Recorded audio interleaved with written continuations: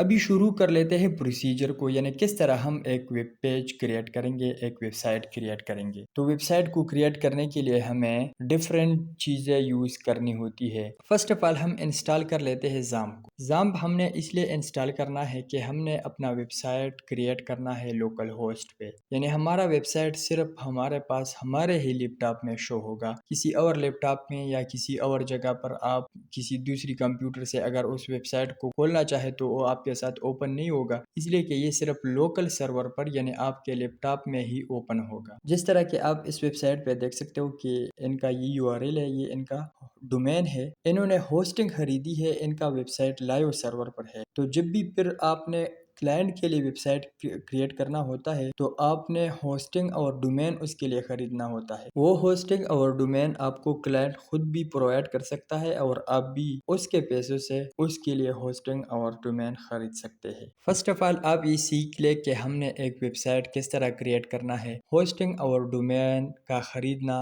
और वेबसाइट को उस पर लाइव क्रिएट करना वो आगे इंशाल्लाह आप सीख सकते हैं। फर्स्ट ऑफ ऑल आप बेसिक चीज़ों को सीख ले। तो गाइज होस्टिंग और डोमेन की जगह हमने ज़ाम्प को इंस्टॉल करना है। तो फर्स्ट ऑफ ऑल हम ज़ाम्प इंस्टॉल कर लेते हैं। तो आपने क्रोम पे चले जाना है और यहाँ पर यूआरएल में आप सर्च कर ले डाउनलोड ज़ाम्प, और आपने इसी पर क्लिक कर लेना है डाउनलोड ज़ाम्प पे। और यहाँ पर आप जिस वर्जन को भी डाउनलोड करना चाहे आप डाउनलोड कर सकते हैं।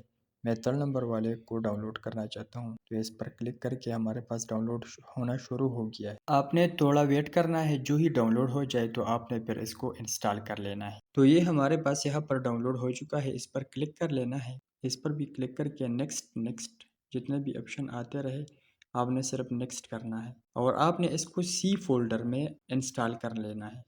नेक्स्ट पर आपने बार बार क्लिक करना है। अभी ये इंस्टॉल होना शुरू हो चुका है। जो ही इंस्टॉलेशन कंप्लीट हो जाए तो आपको इस तरह का एक इंटरफेस शो हो जाएगा, आपने फिनिश करना है। ये हमारा हो गया इंस्टॉल। तो आपके सामने ज़ाम्प ओपन होगा, आपने अपाचे और माइस्क्वेल जो फर्स्ट 2 ऑप्शन है इनको स्टार्ट कर लेना है। तो गाइज यहाँ तक हमारा ज़ाम्प डाउनलोड हो चुका है और उसको हम इंस्टॉल भी कर चुके हैं। अभी नेक्स्ट स्टेप की तरफ चलते हैं।